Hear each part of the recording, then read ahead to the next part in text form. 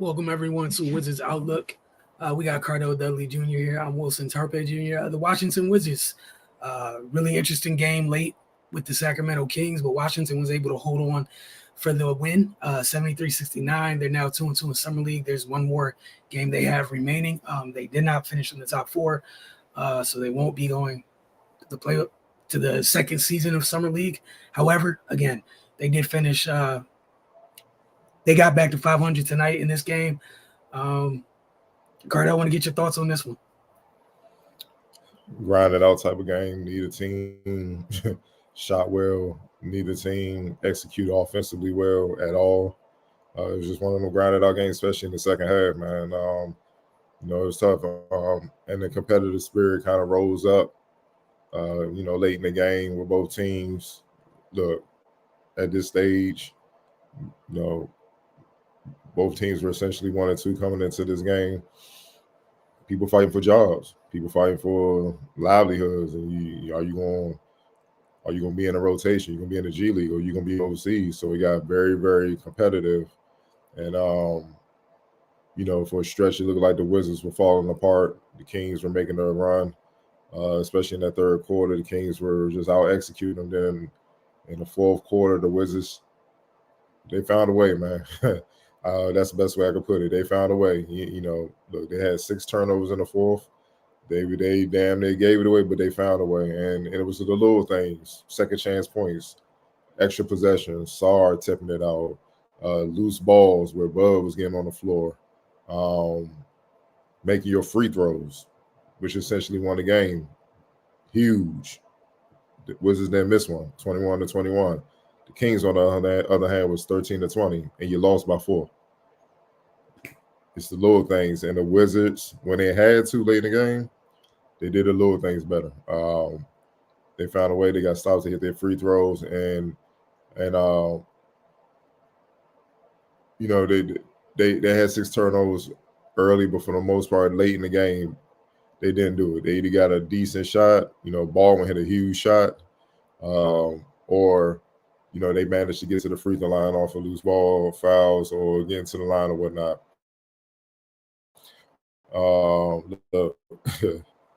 Fatigue also plays a factor. I don't think people understand it's your first rodeo. Some league playing NBA minutes, NBA size courts, and all that. I know people want to say there's no excuse, and I'm not making any excuses. But that's why you play some league, so you can get a feel for what's to come, and you can make the necessary adjustments when you get to the winter. You are ahead of the ball game instead of like the way the funk that Sar and Bud were in the night as far as shooting the ball. You don't want this happening in November. You see what I'm saying? And they got to figure their way out, but they in the season, and you dealing with the dogs, the Wolves, and you know what I'm saying? So they still found ways to impact the game, which is what I'm encouraged about. They didn't let their poor shooting performance dictate things otherwise in their game. Like, Bub still have 5 rebounds, 3 assists, 2 blocks. Still found a way to get to, the line. You got 3 or 3, hit a couple shots, plus 6 in the game. That goes to show you it ain't all about just offense and scoring. What are the other things you can do when you're not hitting shots? And that's the thing that kind of makes Bub special. He can still impact the game. Also, like his competitiveness, Sar, he got to be more aggressive, 1 for 6.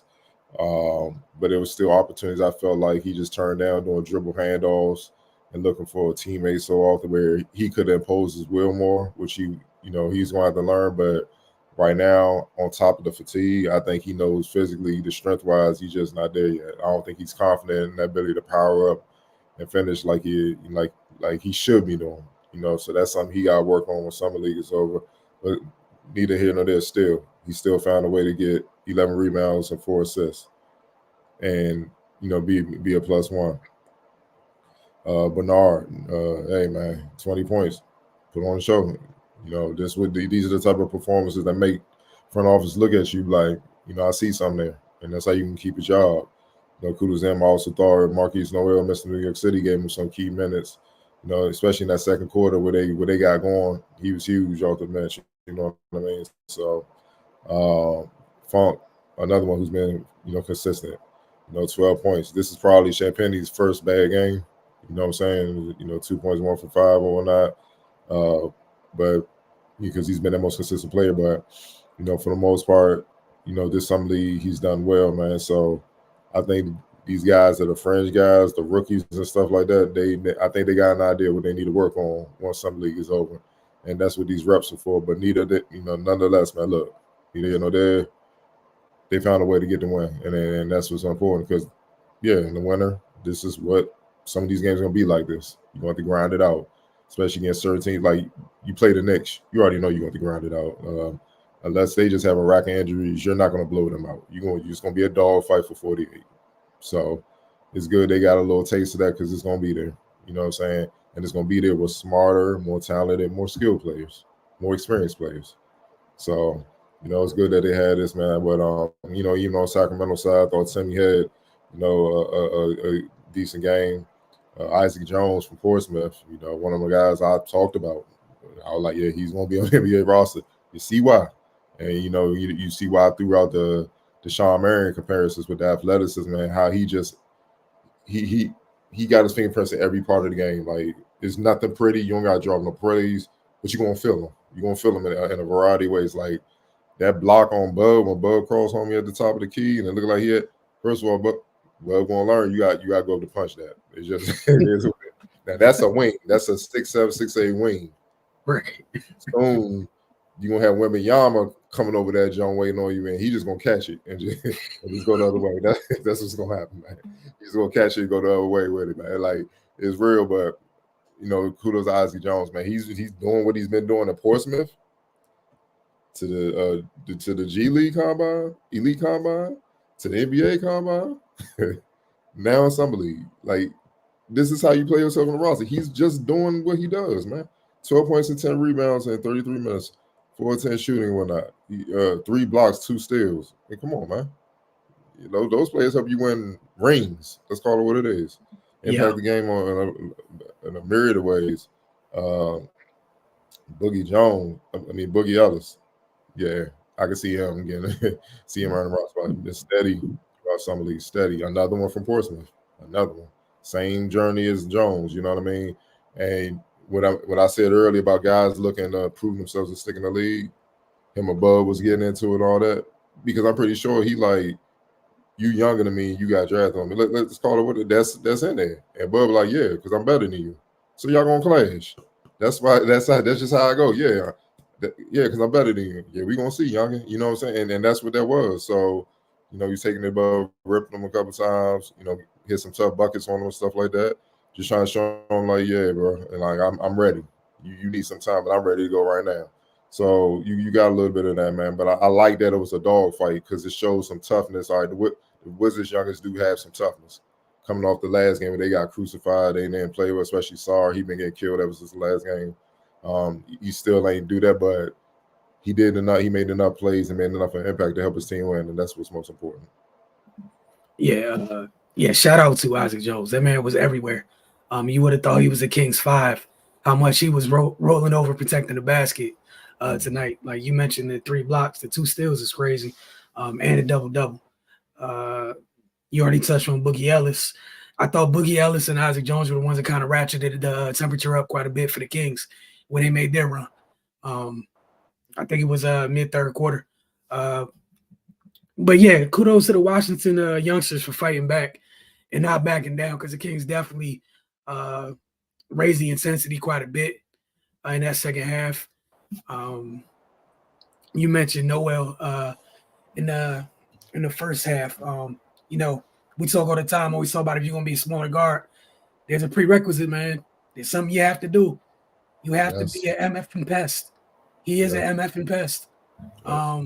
However many minutes he's gotten, none of us that have seen him can say he was not bothering the you-know-what out of whatever ball handler he was assigned to. Straight ripping them cleanly several times out of games, changing at times, kind of changing the momentum back to his team's favor because of when he's getting those plucks, kind of raising the intensity on their end at times. Also, I enjoyed the times that he was in the past couple of games because we got to see Bub slide over a guard spot while they were in too. So, it's just a good opportunity to see both of them impact the game in the way that they did. You mentioned the fatigue for sure. All three of those youngsters, they hit the wall today. All three of them, all in different shapes, fashion, and forms. But you could tell with their shots, nobody had legs. Nobody had legs, none of them. But they fought. We've been watching the Wizards last couple of years. We've been asking some of the folks are going to go up to join to fight in that manner, and they fought. Like I'm at peace. I'm happy they got the win. Even if they lost, I would have been at peace knowing the three of them in that moment, nobody wavered. They all dug their heels in and continued to fight, knowing none of them were having a good game. I'm very appreciative of that. You talked about Sarah, even just sticking with it. The offensive rebound and the pass back to Patrick Baldwin Jr. You get the offensive rebound, King's going the other way. And like you said, the physicality, he has to deal with that. And that's what Summer League's for him, Keontae and Bub. Just a nice little adjustment. These are the things I need to put work into before I hit training camp. Because if you're sorry, you definitely want to get into the gym as soon as possible before going to deal with Valanciunas every day in camp. Because that baptism is going to be crazy. Live in that weight room and understand the proper recovery measurements, because you getting a taste of it. This what it's gonna be like, man. And ain't nobody trying to hear my legs dead in game 10 and you on a 4-game, streak, or you shooting 25% from the field. Now anybody trying to hear that. Next thing you're gonna get replaced. It's what they say the NBA stands for: no boys allowed. It's a grown man world, so. We're gonna see, but yeah, you're right. The fight was very encouraging tonight. All right, player of the game. Got to give it to Jules Bernard. They don't win without him. Also hit some, hit the clutch free throws to seal it.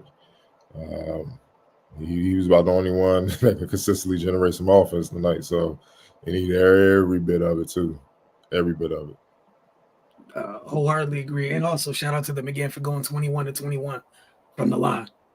When it's the last time we can say that the Wizards team has done that in recent history. But 21 for 21 is huge in a 4-point game. All right, who would you have for X Factor in this one? Mr. Funk. He's been stringing along some good games as well. Just being solid. 12 points, 3 of 6 from the field, 3 of 6 from deep. 4 rebounds. They were right on time. He don't hurt you. He didn't, turn the ball over, whatnot. Obviously, held up defensively with the way both teams were shooting. So it wasn't like somebody exploded, but just being solid. And again, Bernard found ways to score, and they needed other people to score, especially with the main guys definitely struggling. And he stepped up, and George was the best out of the 3 rookies.